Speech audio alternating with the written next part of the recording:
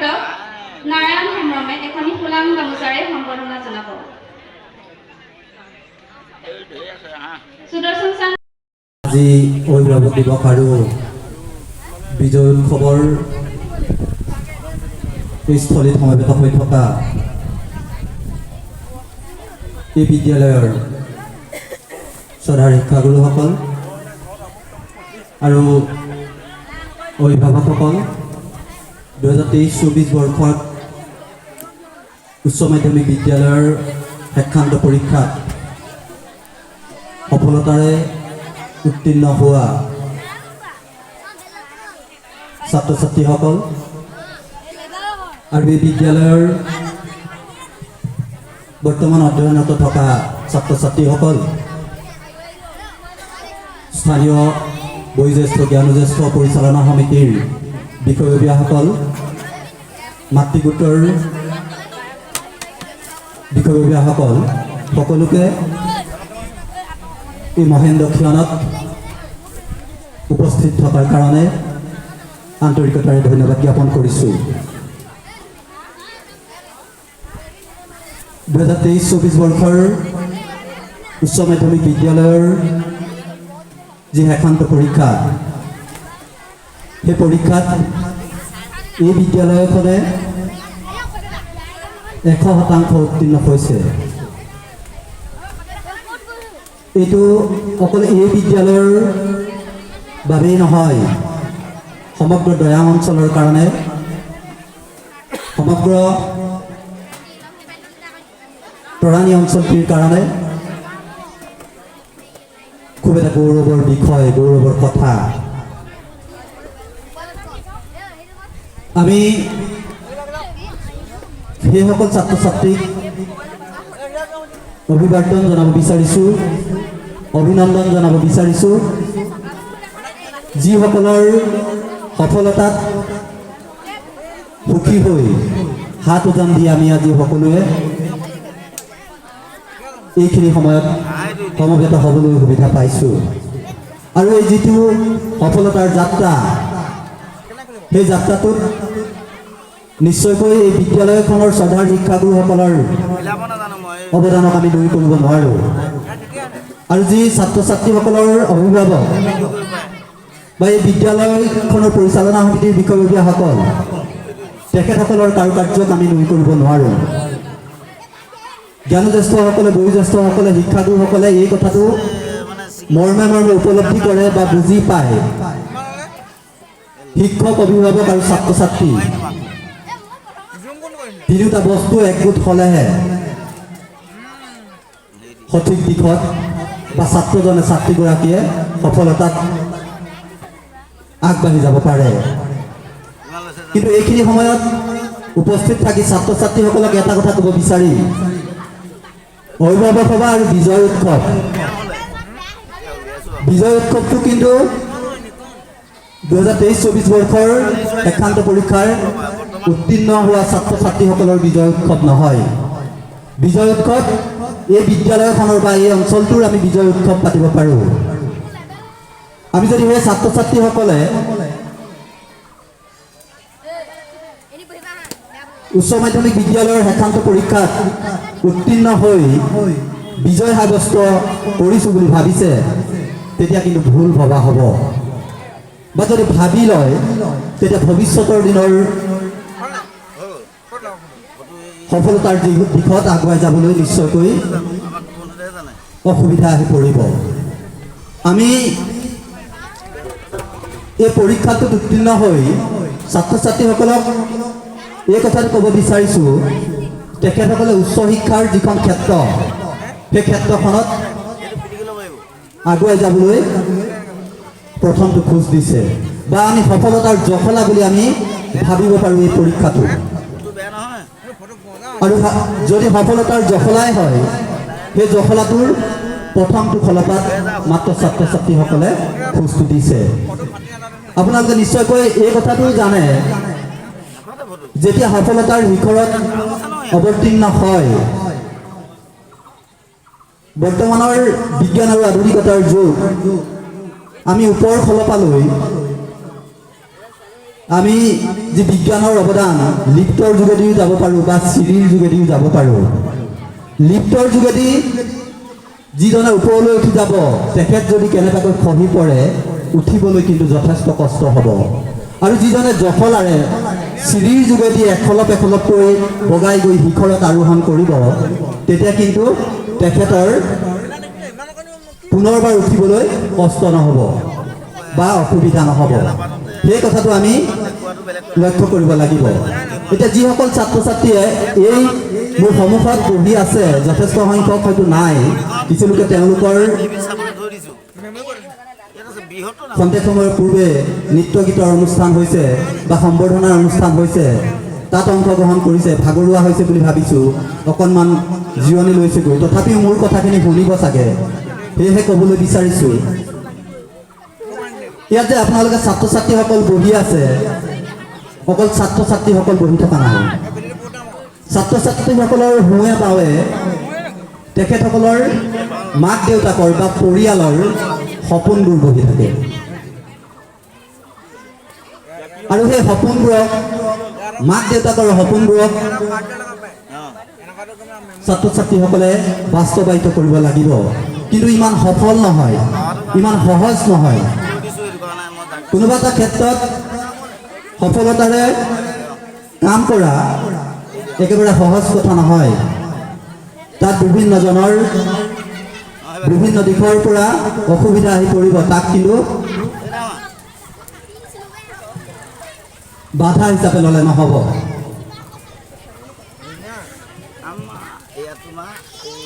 আপোনালোকে মন কৰিছে চাগে বা কেতিয়াবা হয়তো দেখিছে ঈগল চৰাই। ঈগল চৰাই যেতিয়া আকাশত উৰে, উৰি থাকে, তেতিয়া কাউৰীয়ে ঈগল চৰাই পিঠিত বহি ঈগলটোৰ মূৰত পাছফালৰ পৰা আঘাত কৰে, বাৰে বাৰে আঘাত কৰে। আৰু তেতিয়া ঈগলটোৱে এই কথাটো নাভাবে যে মই তললৈ নামি যাওঁ আৰু কাউৰীটোৰ লগত, কাউৰীজনীৰ লগত যুদ্ধত অৱতীৰ্ণ হওঁ। যিমানেই কাউৰীজনীয়ে ঈগলৰ পিঠিত বা মূৰত আঘাত নকৰক, ঈগলটোৱে সহ্য কৰি থাকে, ঈগলজনীয়ে সহ্য কৰি থাকে। আৰু কি কৰে, নিজৰ কৰ্মেৰে, নিজৰ যিখন কৰ্মদক্ষতা, সেই কৰ্মদক্ষতাৰে সাহসেৰে আৰু ওপৰলৈ উৰি যায়। ইমানেই ওপৰলৈ উৰি গৈ থাকে, এনেকুৱা এটা পৰ্যায় পাইগৈ, সেই পৰ্যায়খিনিত কাউৰীৰ উশাহ নিশাহ বন্ধ হৈ যায় আৰু কাউৰীজনী যুঁজ কৰিব পৰা সক্ষমতা নাইকিয়া হয় আৰু ঈগলটোৱেই লাষ্টত বিজয় সাব্যস্ত হয়। এতিয়া ছাত্ৰ ছাত্ৰীসকলক মই ক'ব বিচৰা কথাটো এইটোহে, তোমালোকে বিভিন্ন ক্ষেত্ৰৰ আগুৱাই যাওঁতে বিভিন্নজনৰ ঠাট্টা মস্কৰা বা বিভিন্ন বাধা বিঘিনি আহি পৰিব। সেই বাধা বিঘিনিসমূহক সেই ঈগল চৰাই পিঠিত কাউৰীয়ে মৰা কোবৰ দৰে ভাবি ল'ব লাগিব। তুমি নিজৰ প্ৰতিভাৰে, নিজৰ দক্ষতাৰে ইমান ওপৰলৈ যাব লাগিব যাতে কাউৰীজনীয়ে নিজে নিজেই আমাৰ বাধাসমূহ, কাউৰী সদৃশ যিসমূহ বাধা, সেই বাধাসমূহ নিজে নিজে আঁতৰি যায়। তেনেকৈ যাব লাগিব। এতিয়া আমি প্ৰত্যেকে আশা কৰোঁ বা আপোনালোকেও কৰে, বিভিন্ন সভাই সমিতিও কৰা দেখা যায় বা আমিও ইয়াৰ পূৰ্বেও কৰিছোঁ, আশীৰ্বাদ দিছোঁ যে ভৱিষ্যতৰ দিনত ছাত্ৰজন ছাত্ৰীগৰাকী সুন্দৰভাৱে আগুৱাই যাওক। আগুৱাই নিশ্চয়কৈ যাব, কিন্তু অকল আশীৰ্বাদেৰে, শুভকামনাৰে হয়তো কোনোবা এজন ছাত্ৰী, কোনোবা এগৰাকী ছাত্ৰ বা কোনোবা এজন ব্যক্তি কেতিয়াও সফল হ'ব নোৱাৰে। অকল যদি ৰাইজৰ শুভকামনাত, আশীৰ্বাদত ছাত্ৰ ছাত্ৰীসকলে সফল কাম হ'লহেঁতেন, তেতিয়া হয়তো এখন বিদ্যালয়ত 10জন, 12জন, 15জন শিক্ষক নিযুক্তি নকৰা হ'লেও হ'লহেঁতেন বা নকৰিলেহেঁতেন। মাত্ৰ মাক দেউতাক থাকিলেহেঁতেন, শিক্ষক বা গাঁৱৰ লোক থাকিলেহেঁতেন, আঁতৰৰ পৰা আশীৰ্বাদ দি থাকিলোহেঁতেন ছাত্ৰগৰাকী ছাত্ৰীগৰাকী 100ৰ ভিতৰত 100 নম্বৰ পাই উত্তীৰ্ণ হৈ গ'লহেঁতেন। কিন্তু আশীৰ্বাদৰ যে একেবাৰে অৰ্থ নাই সেই কথাটো মই ক'বলৈ যোৱা নাই। আশীৰ্বাদৰ নিশ্চয় সেই সফলতাৰ যাত্ৰাটোত অকণমান হ'লেও 10%, 15%, 20% বৰঙণি আছে। কিন্তু তাৰ লগতে সেই সফলতাত যিজনে সেই যুঁজখনত অংশগ্ৰহণ কৰিব সেই যোদ্ধাজনৰ সঠিক পথেৰে আগুৱাই যাব লাগিব, দৃঢ়তা থাকিব লাগিব মনত। দৃঢ়তাৰে আগুৱাই গ'লেহে সফল হ'ব পাৰিব। আৰু এইখন বিদ্যালয়তে হয়তো পাৰ হৈ যোৱা দিনত মই এটা কথা কৈছিলোঁ যে গছত পৰি থকা চৰাইজনী হয়তো তোমালোকে দেখিছা। গছত পৰি থকা চৰাইজনীয়ে এই কথাটো নাভাবে যে প্ৰচণ্ড ধুমুহা আহিব, শিলাবৃষ্টি হ'ব, বতাহ বৰষুণ আহিব, মই গছত নপৰোঁ। গছত পৰিলে কি হ'ব? চৰাইজনীৰ ক্ষতি কৰিব। কিন্তু চৰাইজনীয়ে সেই কথাটো নাভাবে। চৰাইজনীয়ে যিমান যি হ'লেও গছতে পৰে। কিয় পৰে? চৰাইজনী যি দুখন ডেউকা, সেই ডেউকা দুখনৰ ওপৰত আত্মবিশ্বাস আছে, দৃঢ়তা আছে। যিমান বতাহ আহিলেও, বৰষুণ আহিলেও, শিলাবৃষ্টি হ'লেও নিজৰ ডেউকা দুখনৰ সহায়ত উৰি গৈ নিৰাপদ স্থানত অৱস্থান গ্ৰহণ কৰিব। এতিয়া ছাত্ৰ ছাত্ৰীসকলেও সেই কথাটোৱে ভাবি ল'ব লাগিব। মনত দৃঢ়তা লাগিব, আত্মবিশ্বাস লাগিব। আত্মবিশ্বাসৰ যোগেদি যদি আগুৱাই যায় নিশ্চয়কৈ যিকোনো ক্ষেত্ৰত ছাত্ৰজন ছাত্ৰীগৰাকী সফল হ'ব পাৰিব। আমি এই কথাটোও কওঁ বা ৰাইজে কয় বা আশা কৰে ছাত্ৰজন ছাত্ৰীগৰাকী বা যিকেইগৰাকী ছাত্ৰ ছাত্ৰী এই পৰীক্ষাটোত উত্তীৰ্ণ হৈছে প্ৰত্যেকৰে আশা আছে কিবা নহয় কিবা এটা হোৱাৰ। কোনোবাই ডক্টৰ হোৱাৰ, কোনোবা ইঞ্জিনিয়াৰ হোৱাৰ, কোনোবা উকিল হোৱাৰ, মুঞ্চিফ হোৱাৰ, কোনোবাৰ জিলা উপায়ুক্ত হোৱাৰ, অধিবক্তা হোৱাৰ, বিভিন্ন যিটো লক্ষ্য সেই লক্ষ্যটো আছে।